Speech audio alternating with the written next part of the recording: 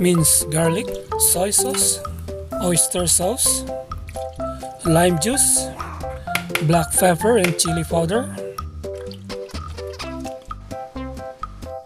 Iprito ko na itong pork.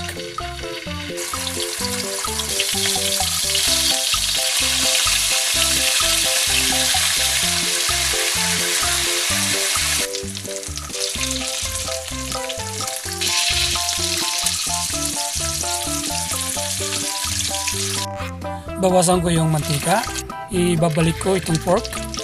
Yung marinade ay ilalagay ko na rin. Pakukulang ko ito hanggang sa mag-reduce yung liquid niya. At lalagyan ko na rin ng bay leaves. At ito nga, nag-reduce na yung kanyang liquid.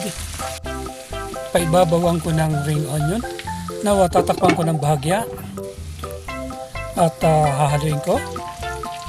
Okay na, ito ating pork loin steak. I-garnish ko ng green onion at titikman ko na. Ayos mga kaibigan, sobrang sarap po.